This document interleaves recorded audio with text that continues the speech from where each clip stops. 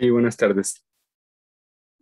Gracias. Bueno, el día de hoy vamos a ver lo que es el síndrome de Stevens-Johnson y la necrólisis epidérmica tóxica. Que bueno, eh, este tema pues ya lo vimos ayer.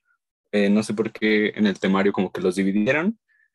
Si al final como que es el mismo tema, nada más son como dos, o sea, nada más cambia el nombre de acuerdo a la extensión, ¿no? Que esté afectada, pero bueno, pues vamos a ver a ver si podemos aportar algo nuevo y si no, pues bueno, nos sirve de repaso por la importancia que tiene este tema.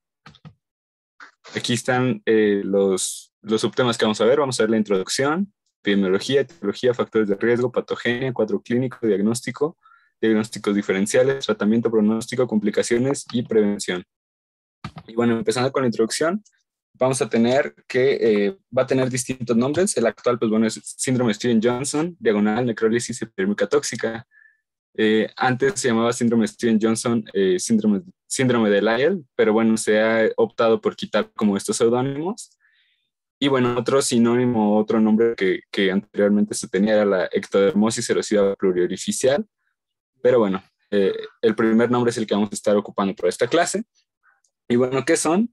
Son reacciones mucocutáneas severas que por lo general se desencadenan tras el consumo de ciertos medicamentos, principalmente, y van a estar caracterizados por esta necrosis extensa y desprendimiento de la epidermis. Y bueno, es importante también que va a haber una afectación de mucosas de hasta un 90%, o bueno, hasta un 90% de los pacientes, y estas mucosas pues van a afectar en dos o más zonas. Es infrecuente que solo se afecte una mucosa, por lo general es la ocular y la oral. Entonces, como les decía, ambos síndromes se consideran formas polares clínico-patológicas de una misma entidad, que pues sería esta ectodermosis erosiva pluriorificial. Entonces, si está afectado menos del 10%, como lo vimos ayer, se va a llamar síndrome de Stevens-Johnson. Si está afectado más del 30%, se va a llamar necrólisis epidérmica tóxica.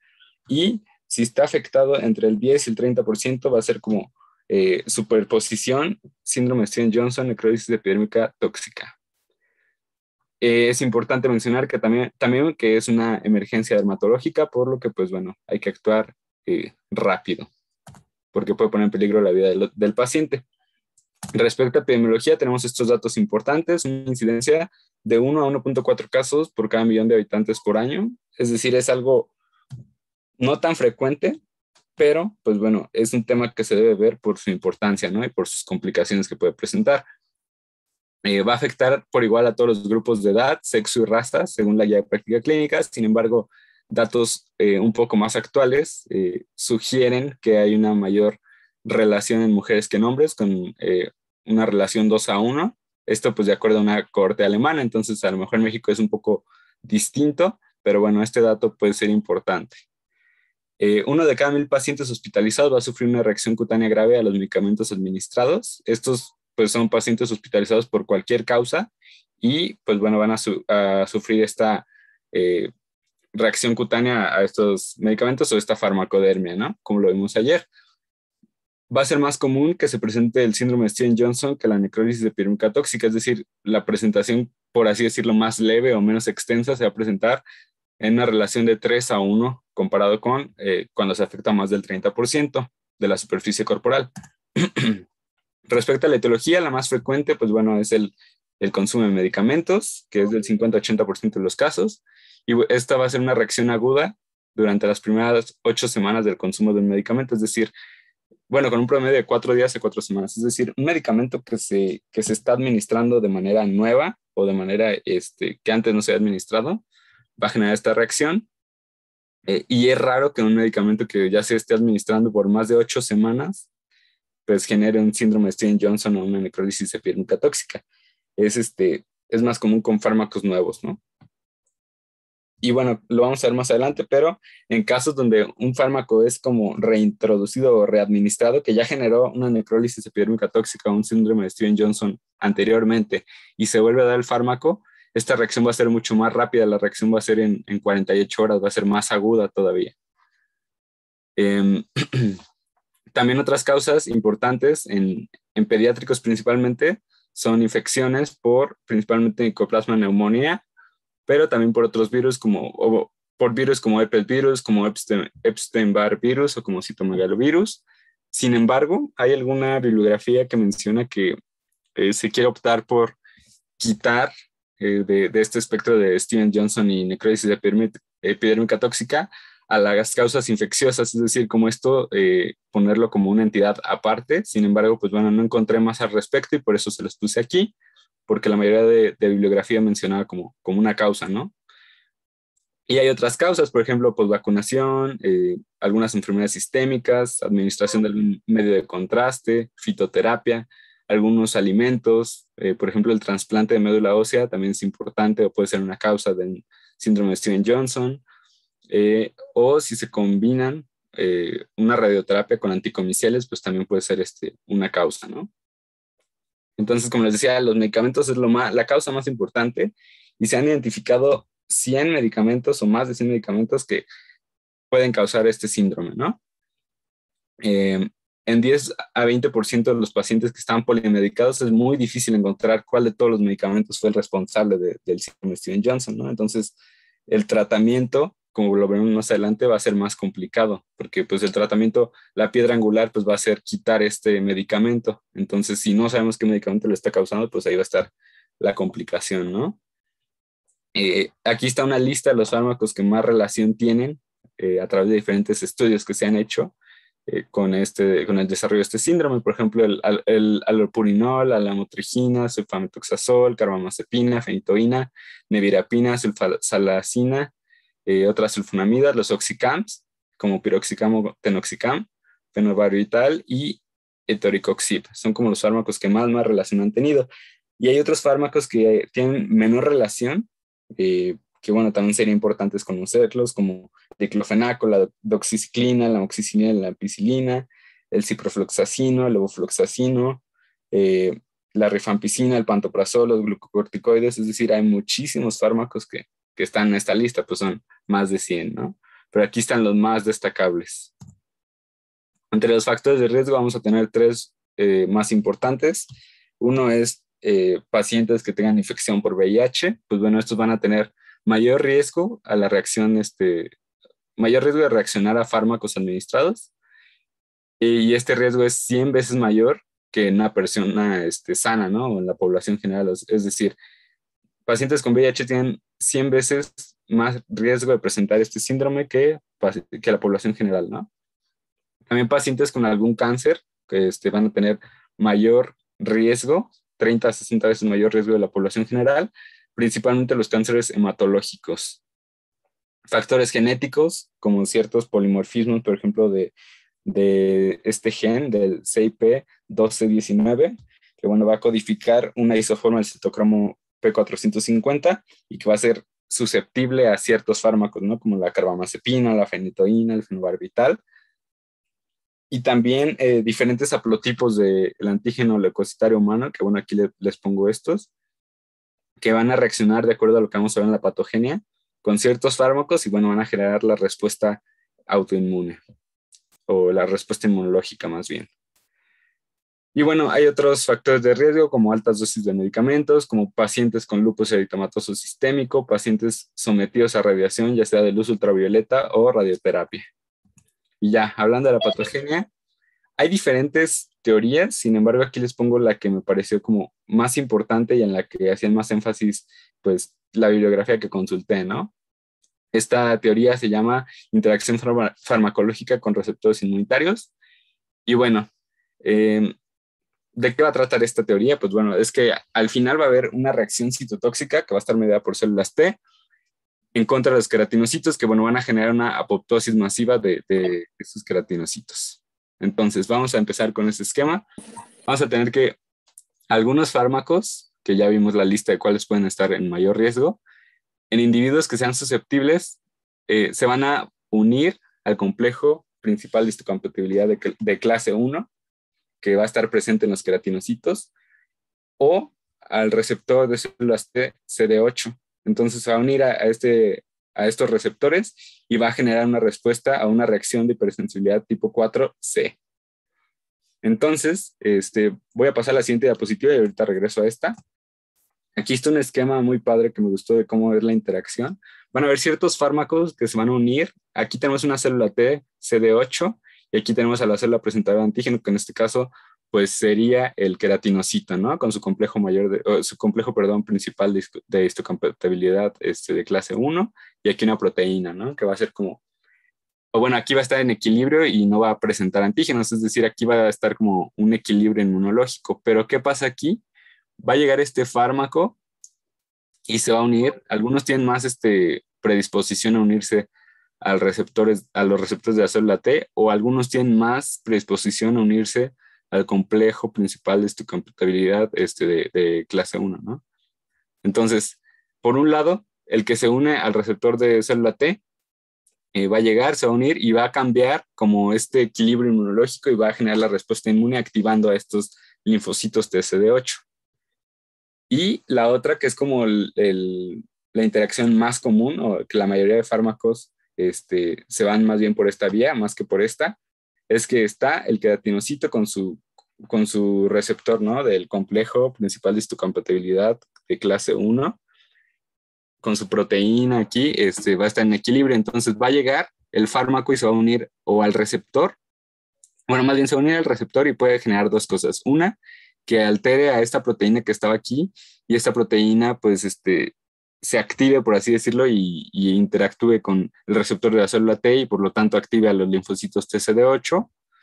O la otra cuestión es que al unirse aquí el fármaco cambie toda la estructura del receptor y por lo tanto pues bueno, va a activar la respuesta inmunológica, eh, activando a estos linfocitos citotóxicos. Entonces esto es como la interacción o la teoría que más peso ha tenido y que me pareció como más importante, ¿no? Y por eso se las mencioné.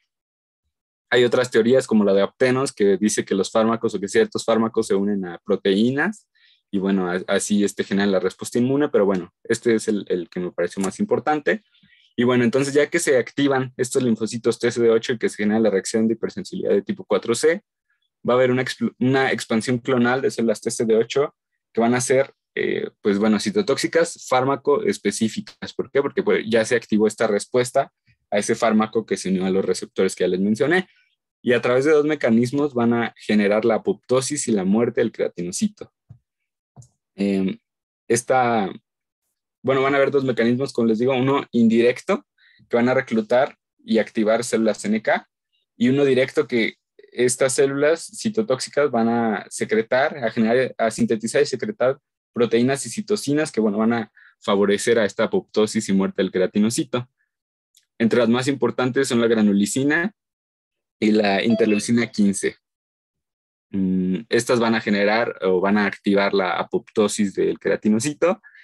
Y hay otras vías que se activan a través del citotóxico y a través de las células NK, que, pues bueno, es como el Fas ligando soluble, perforinas y granzimas, el factor de necrosis tumoral alfa, y el ligando inductor de apoptosis relacionado con el factor de necrosis tumoral, que es el TRIAL, que tenemos aquí, ¿no? Entonces, todas estas vías de señalización pues van a generar la apoptosis y muerte del queratinocito. Las que van a generar o las que van a inducir la apoptosis principalmente es la granulicina y la interleucina 15. Y bueno, por ejemplo, las perforinas y granzimas van a favorecer la muerte del queratinocito. También en cierta bibliografía se habla de la necroptosis, que bueno, yo no había escuchado ese término, pero pues bueno, sería como el proceso que sucede, o sería como un suplente de muerte del queratinocito, ¿no? ¿Por qué? Porque es una muerte celular que es por un factor externo y que no está mediada por caspasas. Entonces aquí podría ser apoptosis, diagonal, necroptosis, que la necroptosis estaría mediada por granzimas, por perforimas, por el factor de necrosis tumoral alfa, etc. Entonces esto sería como lo principal de la patogenia. Y bueno, hablando ya de histopatología, lo que vamos a encontrar microscópicamente va a ser que va a haber una necrosis de los queratinocitos, como vemos aquí en la imagen. Y esta necrosis puede ser de o sea, de una parte de la epidermis, del espesor de la epidermis, o de todo el espesor de la epidermis. Entonces, puede que haya, o bueno, ya en estadios más avanzados va a estar como necrosis todo el espesor de la epidermis, incluso se va a ver la dermis superficial, y esta va a tener un infiltrado inflamatorio que va a ser escaso, perivascular, linfocítico, y va a tener eosinófilos. El cuadro clínico, pues bueno, va a iniciar de 4 a 28 días después de que se consumió, de que se inició el tratamiento con los medicamentos que ya vimos anteriormente. Es decir, puede ser menos de una semana hasta 4 semanas. Y va a empezar con una fase prodrómica, que esta fase prodrómica va a durar de 1 a 3 días y va a ser, pues bueno, previa a que empiece la fase clínica, que es cuando ya vamos a ver las lesiones mucocutáneas. Y esta fase se va a caracterizar por fiebre, que va a ser en la mayoría de los casos mayor a 39 grados centígrados o grados Celsius. Vamos a encontrar malestar general, mialgias, artralgias. Y algo importante de esta fase prodrómica son estas manifestaciones: tos, rinitis, prurito, escosorio y dolor ocular, y la odinofagia, que bueno, estas pues son síntomas que vamos a encontrar a nivel de mucosas, y estas mucosas que están presentando estos síntomas posteriormente van a desarrollar pues las lesiones que vamos a ver ahorita más adelante. Entonces, pues bueno, esta es la fase prodrómica, les digo, dura de 1 a 3 días. Y posteriormente viene la fase clínica, que la vamos a dividir en dos: en lesiones cutáneas y lesiones mucosas. Estas lesiones cutáneas van a iniciar como máculas eritematosas bien definidas, coalescentes y con centros purpúricos, pero en algunos casos puede empezar como un eritema difuso, es decir, no como máculas. Estas máculas, pues bueno, van a ser hipersensibles al tacto. Y algo importante también que menciona la literatura es que el dolor es desproporcionado con las lesiones que podemos visualizar. Es decir, nosotros vemos puras máculas, pero realmente es un dolor pues muy, muy fuerte, ¿no? Y por lo general van a iniciar en cara y tórax. Posteriormente, estas lesiones se van a empezar a distribuir de manera simétrica y se van a diseminar por todo el cuerpo, con excepción de la piel cabelluda. Esto es importante. Y bueno, no va a ser tan común, sin embargo, no es una excepción, que aparezca en palmas de las manos y en plantas de los pies. De hecho, ahorita vamos a ver una imagen de cómo se ven las plantas de los pies. Y ya, conforme van progresando estas lesiones, que puede ser en horas, o sea, es algo muy, muy agudo, vamos a empezar a ver que estas máculas empiezan a presentar vesículas y ampollas. Y bueno, ya con el paso de los días, vamos a empezar a notar esta necrosis de la epidermis y se empieza a desprender, ¿no? Y vamos a empezar a ver la dermis. Y bueno, ya en etapas muy, muy avanzadas, pues esta piel se va a ver como si estuviera quemada, ¿no? Entonces, como si tuviera una lesión térmica. Y de hecho, ese va a ser un diagnóstico diferencial. Y aquí tenemos imágenes, ¿no? Esto es como lo que más me gustó, porque es del mismo paciente, cómo fue el progreso, ¿no? Empieza con las máculas. Aquí, pues, nosotros diríamos, pues son simples máculas, pero el dolor de estas máculas, pues, es muy, muy intenso. Y después vemos cómo posteriormente empiezan a aparecer ampollas, y bueno, ya aquí ya en el estadio más avanzado, unos días después o unas horas después, pues bueno, ya tiene toda la epidermis pues ya está desprendiéndose, y ya lo que vemos aquí pues ya es la dermis. Entonces aquí tenemos más imágenes, aquí vemos cómo están las máculas, como aquí ya empiezan a aparecer ampollas, aquí ya como hay pues desprendimiento de la dermis, y aquí vemos como el conjunto, ¿no? De todas las lesiones. Y aquí tenemos más imágenes. Les digo, las lesiones van a ser iguales tanto en el síndrome de Steven-Johnson como la necrosis epidérmica tóxica. Lo único que va a cambiar pues va a ser la extensión. Por ejemplo, pues aquí probablemente ya se trate de una necrosis epidérmica tóxica. Pero por ejemplo aquí, si solo está afectada el caso de la cara, pues bueno, será un síndrome de Stevens-Johnson. Y pues bueno, aquí tenemos imágenes de lesiones, y como les decía, como las plantas de los pies, pues bueno, no se excluyen de ser afectadas.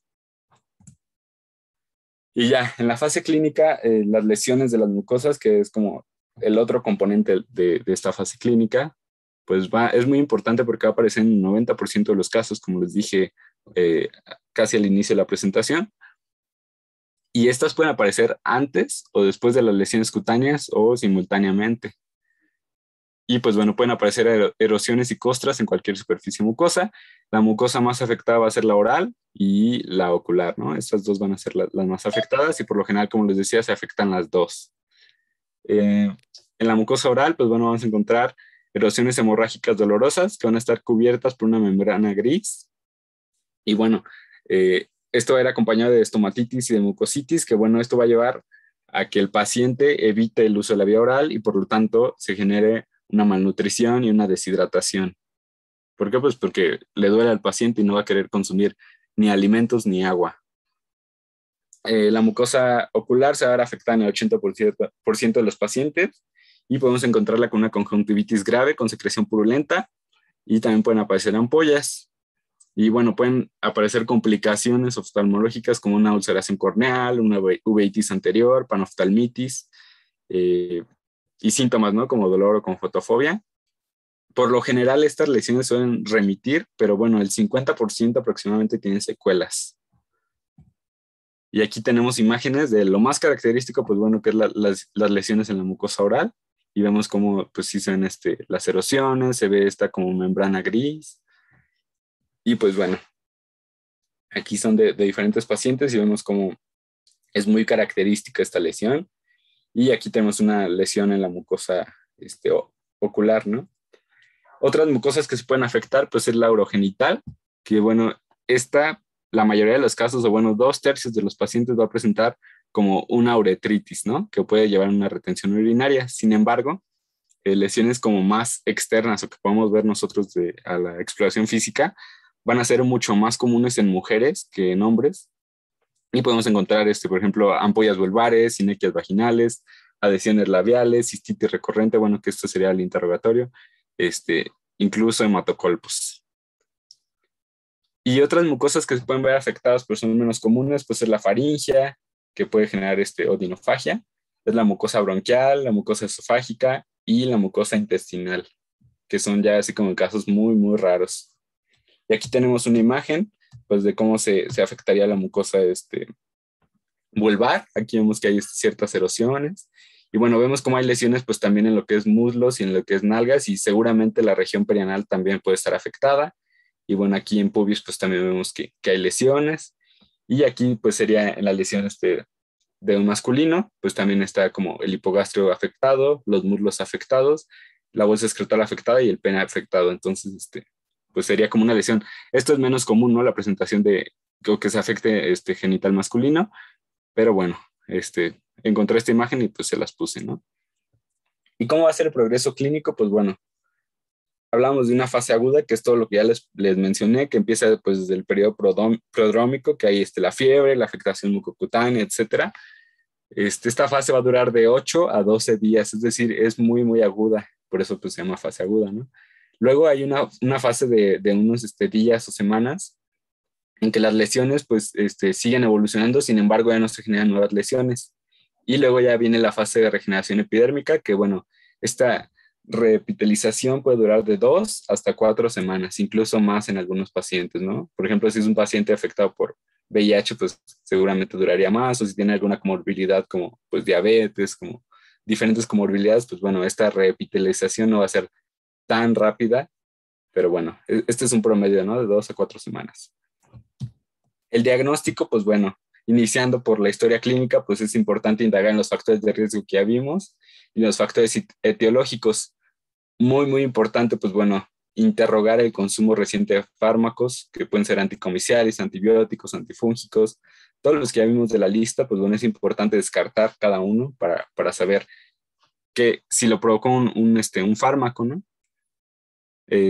También vamos a interrogar comorbilidades, que tendría importancia, por ejemplo, la epilepsia, pues por el consumo de fármacos, obviamente. Como vimos, muchos de los fármacos que pueden generar este síndrome, pues son anticomiciales o antiepilépticos. Si el paciente tiene lupus eritematoso sistémico, como vimos, era un factor de riesgo, pues también es importante interrogarlo. Y si el paciente tiene infección por VIH o ya SIDA o cáncer, pues bueno, también son factores importantes que hay que interrogar. También antecedentes de radioterapia o de trasplante de médula ósea, que bueno, son también factores de riesgo importantes o factores etiológicos importantes. Ya en el padecimiento actual, pues bueno, ya lo describimos anteriormente, ¿no? Cómo empieza la fase prodrómica, cómo aparecen las lesiones cutáneas, las lesiones mucosas, pues bueno, ya esto ya no lo repetí aquí. Pero algo que sí es muy importante, pues bueno, es esta fase prodrómica que va a aparecer de 1 a 4 semanas después de la exposición del fármaco y que en casos de reexposición va a ser más aguda, como les decía, en 48 horas se puede volver a presentar toda esta fase prodrómica. De hecho, por esto, al final vamos a ver que una medida de prevención, pues es que si el paciente ya supo que cierto fármaco le generó síndrome de Steven-Johnson o necrólisis epidérmica tóxica, pues bueno, este fármaco ya se va a evitar administrar. ¿Por qué? Porque lo puede volver a generar. Es muy seguro que lo vuelva a generar y va a ser más agudo. A la exploración física, pues vamos a ver las lesiones que ya describimos anteriormente, que vemos en imágenes. Y hay signos clínicos a la exploración física que son importantes, ¿no? De reconocer. El signo de Nikolsky, que esto va a ser que se hace una presión lateral en una zona que se va a ver aparentemente sana, que va a estar alrededor de una zona que ya se desprendió la epidermis. Y bueno, al hacer esta presión lateral, se va a ver cómo se desprende la epidermis, como si fuera, pues, no sé, ahorita vamos a ver el video mejor para que lo entiendan bien. Y otro signo muy similar es el signo de Asbo-Hansen, que es igual se presiona como lateralmente, pero esto es en ampollas y vamos a ver cómo se empieza a extender. ¿Por qué? Porque pues esta epidermis ya está como afectada y pues bueno, genera que se siga extendiendo la ampolla, ¿no? Aquí tenemos dos videos, entonces vamos a ver el del signo de Nikolsky y vemos cómo se hace la presión en la zona que está aparentemente sana y vemos cómo se empieza a desprender la epidermis, ¿no? Entonces esto sería un signo de Nikolsky positivo. Y el signo de Asbo-Hansen, que bueno, aquí no es un paciente con síndrome de Steven-Johnson o con necrólisis epidérmica tóxica, pero el signo se ve muy claro, entonces por eso les puse este video. Aquí tenemos una ampolla y vemos cómo se va a presionar y aquí vemos cómo, ¿no?, se va extendiendo lateralmente. Entonces esto sería un signo de Asbo-Hansen positivo.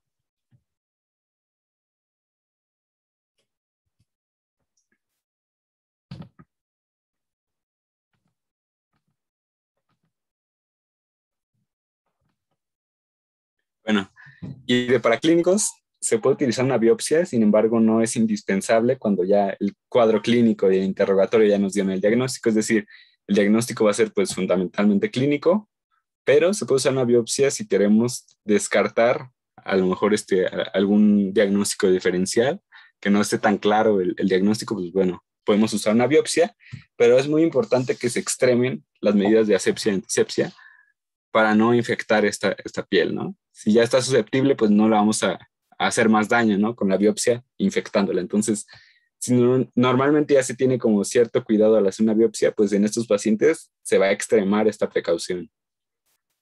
Y pues bueno, vamos a tener estudios de laboratorio que nos pueden ser de utilidad, como por ejemplo una biometría hemática, una química sanguínea, que bueno, la biometría hemática lo que vamos a encontrar va a ser eosinofilia, linfocitosis con linfocitos atípicos, leucopenia, anemia normocítica, una velocidad de sedimentación globular aumentada. En la química sanguínea, pues bueno, vamos a tratar de evaluar la glucosa, el nitrógeno ureico, la creatinina, el calcio, la albúmina, la proteína. Bueno, podemos pedir una proteína C reactiva también. Electrolitos séricos, pues bueno, al final esta patología se está comportando como si fuera una quemadura, entonces es importante pues evaluar lo que son electrolitos séricos para ver si no hay afectación ya de los electrolitos. Son importantes también los tiempos de coagulación, perfil hepático, un hemocultivo para ver si no se ha hecho una bacteriemia, por ejemplo, que se ha infectado estas lesiones, porque el paciente pues a lo mejor no fue al hospital rápido y se infectó y no tuve la precaución adecuada, pues bueno, para esto nos sirve un hemocultivo o cultivos de piel, orina y mucosas, también son útiles. En pediátricos es útil que se haga una PCR o una serología para Mycoplasma pneumoniae, para pues aislarla y saber que este fue el mecanismo causante o el factor etiológico, ¿no? Y pues bueno, también se puede hacer una radiografía de tórax, pues para ver si hay afectación de la mucosa bronquial, ¿no? A ver si se genera una neumonía, una neumonitis, pues bueno, nos puede ayudar. Y pues bueno, ahorita están en investigación, sin embargo, todavía no es así como de rutinario que se haga, que por ejemplo se investiguen ciertos marcadores, ¿no? Como la interleucina 15, como la granulicina, que vemos que tienen como o una gran importancia en la fisiopatología. Entonces, se podrían como, o sea, podría ser como importante en un futuro para el diagnóstico, ¿no? Pero sin embargo, ahorita no es importante, ¿no? Ahorita con con el puro diagnóstico clínico y estos auxiliares es más que suficiente. Y bueno, ¿cómo vamos a hacer la evaluación? Como les decía, en fases avanzadas de la enfermedad se va a hacer una evaluación como si se tratara de un paciente quemado, porque se está afectando la epidermis y la dermis está siendo como expuesta y pues hay cierta pérdida de líquidos. Entonces vamos a tratar al paciente como si fuera un paciente quemado. Vamos a hacer o a priorizar el ABC, que es cuidar la vía aérea, la respiración y la circulación. Si es importante, no sé, dar oxigenoterapia, pues bueno, la vamos a dar. Esta va a ser como la evaluación inicial. Y algo también importante es ver o calcular la superficie corporal afectada para poder dar un diagnóstico. Es muy, muy importante saber si se trata de una necrólisis epidérmica tóxica, si se trata de un síndrome de Stevens-Johnson o si se trata de una superposición de las dos. Entonces, por esto es importante a fuerza hacer la valoración de qué superficie corporal se afectó. Y para esto hay 3 reglas que pueden ser utilizadas en diferentes contextos. Una es la regla de la palma, que es como la más sencilla. Sin embargo, es más útil por ejemplo, en síndrome de Stevens-Johnson, que es cuando se afecte menos del 15% de la piel, de la superficie corporal, perdón, o cuando es una superficie muy, muy alta, de más del 85%, puede ser útil esta regla. La regla de los 9, que es más utilizada en adultos. En pediátricos hay como una adaptación, sin embargo, no es tan exacta. Y la escala de Lund-Brauer, que es como la escala más exacta, ¿no? que se ha generado. Aquí tenemos la regla de la palma, que nos dice que la palma del paciente va a equivaler, bueno, es la palma junto con los dedos, porque hay un error de que muchos dicen que la palma se cuenta sin los dedos. Este es un error, entonces es palma junto con dedos, va a equivaler al 1% de la superficie corporal y es la palma del paciente, no es la palma del médico. Entonces, con esto se va a hacer la evaluación y como les decía, es útil para lesiones del menos del 15% o del más del 85%, donde lo que vamos a contar va a ser la parte sana, no la parte afectada. Si no, imagínense estar ahí contando el 85% con una palma, pues bueno, no va a ser tan sencillo, ¿no? Tenemos la regla de los 9, que bueno, nos dice que cabeza vale 9% en adultos. En niños no lo vamos a ver porque no es tan exacto. Adultos, la cabeza va a valer 9%. El dorso va a valer, o el tórax posterior, 18%, tórax anterior, 18%, extremidades superiores, 9% cada una. Aquí dice perineo, pero algunas bibliografías lo mencionan como genitales, va a valer 1%. Extremidades inferiores va a valer 18% cada una. Si hacemos la sumatoria, pues bueno, ya nos da el 100% y con esto se puede estimar aproximadamente cuánto se afectó, ¿no? Y aquí está la regla o la escala de Lund-Brauer, que bueno, es muy similar a la regla de los 9, pero aquí hay como una mayor adaptación de acuerdo a la edad, cuánto porcentaje equivale, ¿no? Y es más exacta. Diagnósticos diferenciales, pues bueno, hay muchísimos. El eritema multiforme, el síndrome de choque tóxico, síndrome de piel escaldada, enfermedad de Kawasaki, deficiencia de zinc, dermatosis pustulosa subcorneal, dermatitis alérgica, eritema migratorio necrolítico, eritrodermia, pustulosis exantemática aguda generalizada, pénfigo paraneoplásico y quemaduras. Pues bueno, los más importantes, como les decía, es diferenciar de una quemadura, que pues esto desde el interrogatorio lo vamos a diferenciar, pero si nada más lo vemos, una necrólisis epidérmica tóxica, por ejemplo, en un estadio ya más avanzado, si lo vemos sin saber nada del paciente, es muy probable que creamos que es una quemadura, entonces pues es un diagnóstico diferencial.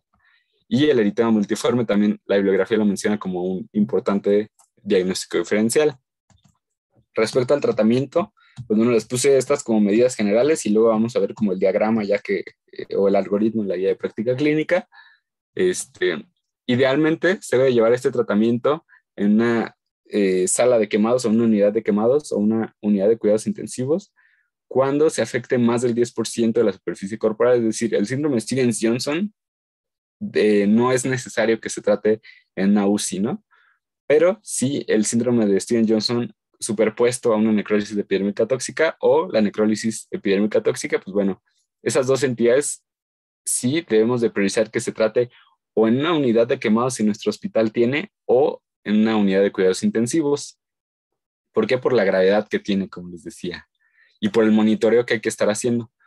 Es importante también la reposición de líquidos. Esto es más importante en la necrólisis epidérmica tóxica, ya que se pueden perder hasta 2 a 3 litros de agua por pérdida insensible.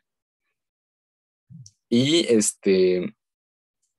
algo importante es que al hacer esta reposición de líquidos tenemos que verificar que el volumen urinario, eh, obviamente para verificar este volumen urinario vamos a colocar una sonda Foley,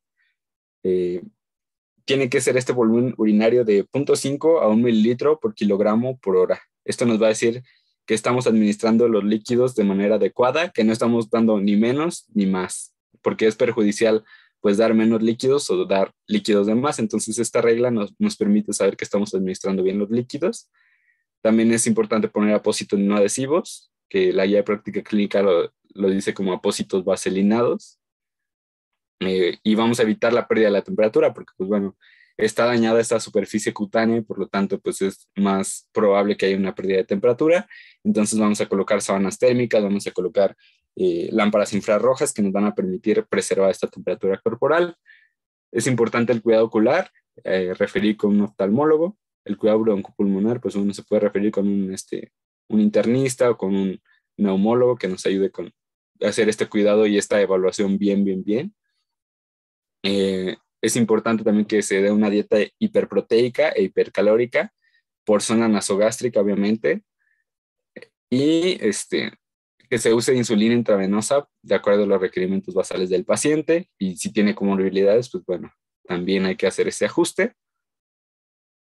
También se propone que se utilicen antisépticos en heridas, como el nitrato de plata al 5%, al 0.5%, perdón, o la clorexidina al 0.05%.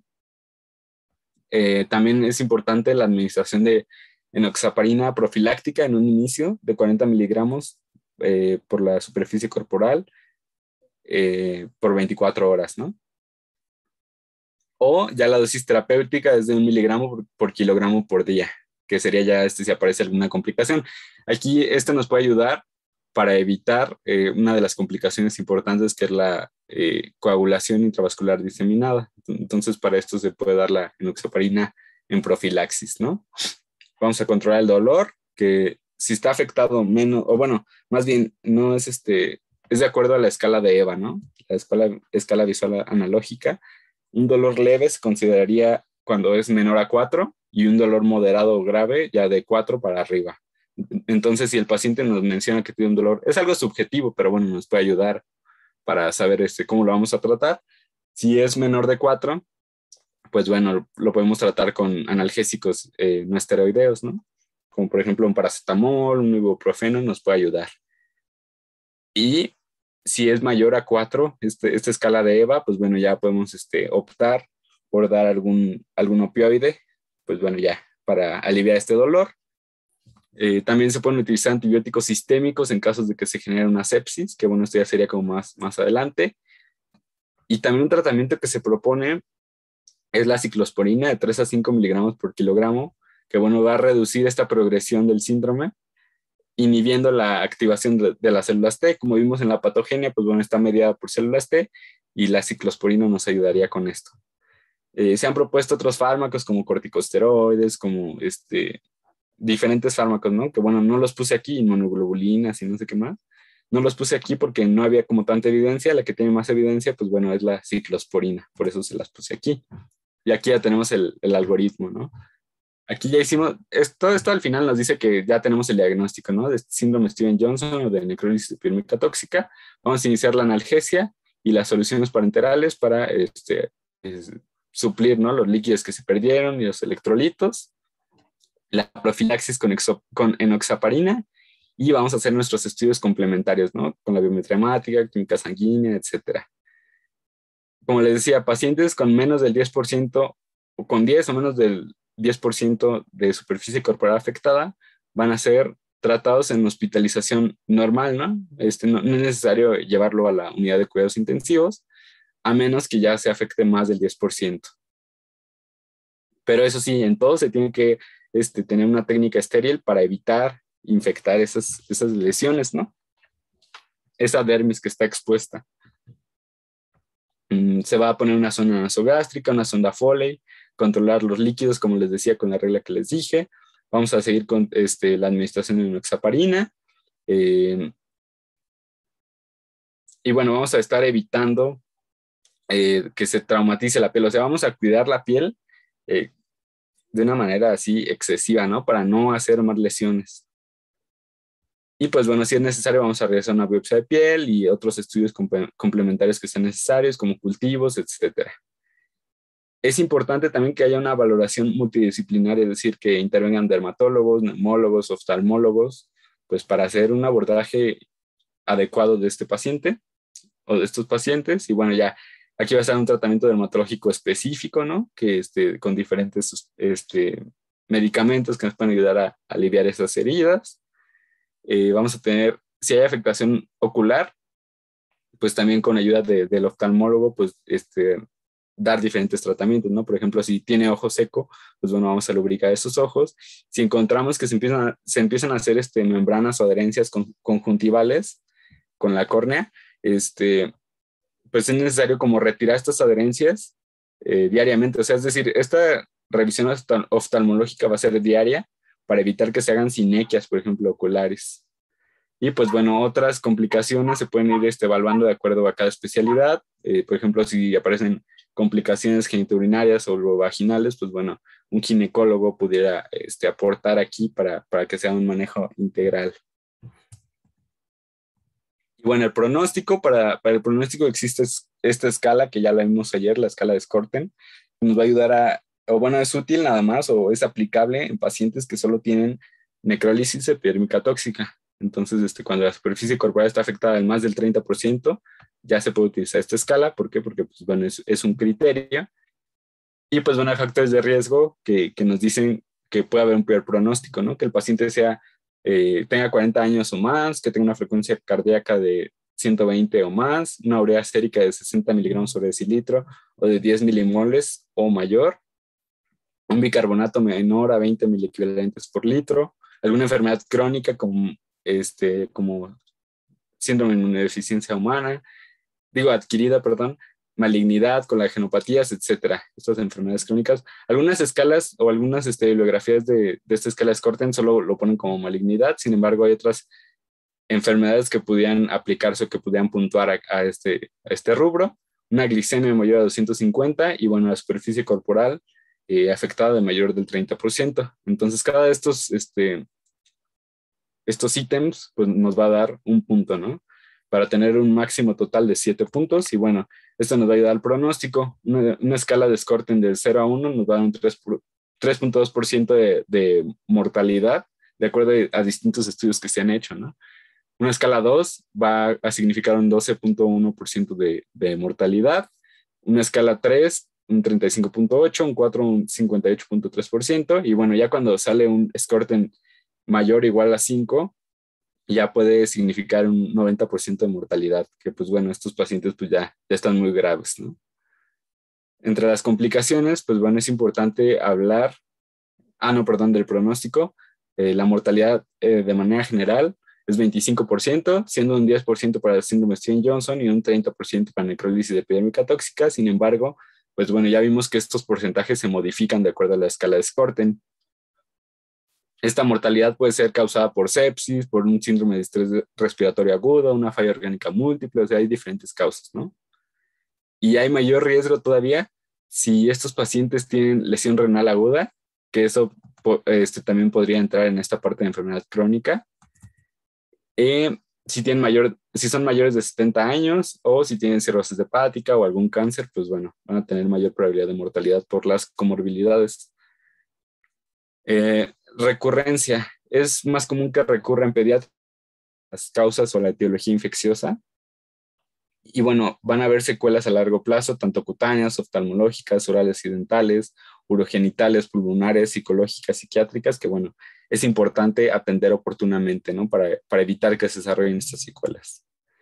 Entre las complicaciones, debido a la extensa pérdida de la piel, vamos a encontrar pérdida masiva de líquidos, desequilibrio electrolítico, shock hipovolémico, que bueno, puede generar una lesión renal aguda, bacteriemia y estado hipercatabólico. Estas son como las complicaciones que pueden haber debido a la pérdida de la piel.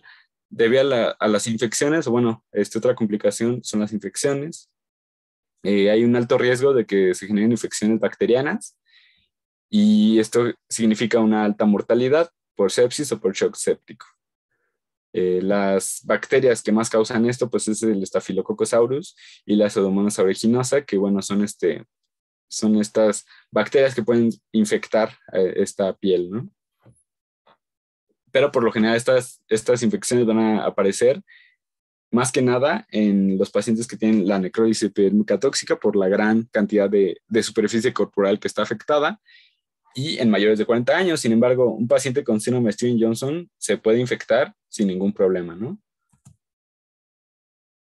Complicaciones pulmonares, puede aparecer neumonía o neumonitis intersticial y solo un 25% de estos pacientes van a evolucionar a un síndrome de distrés respiratorio agudo y van a requerir de, pues bueno, intubación y ventilación mecánica, ¿no?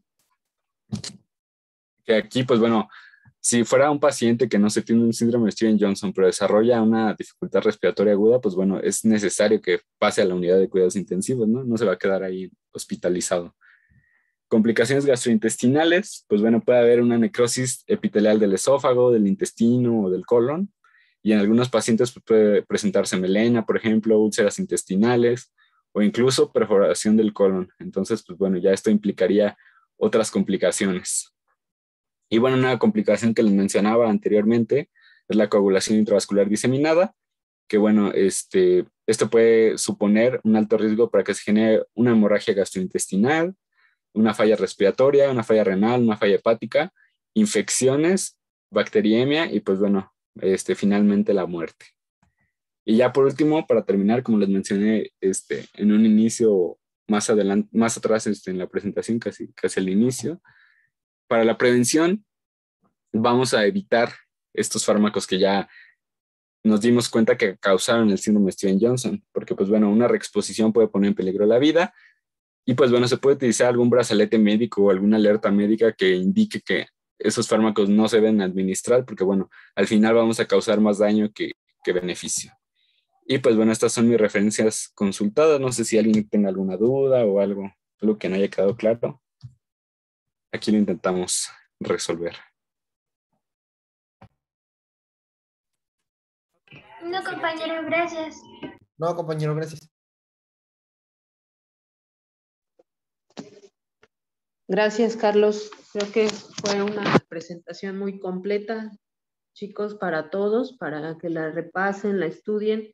Es un tema muy importante, aunque como les comentó Carlos, es una patología que se presenta de manera poco frecuente, pero por la gravedad que puede llegar a tener el paciente, es muy importante que lo diagnostiquen de manera temprana para darle el tratamiento adecuado a los pacientes, ¿de acuerdo? Entonces, repasen el tema. Hay artículos ya muy recientes, incluso de este año, de revisiones de esta patología o de estas dos patologías para que lo puedan estudiar.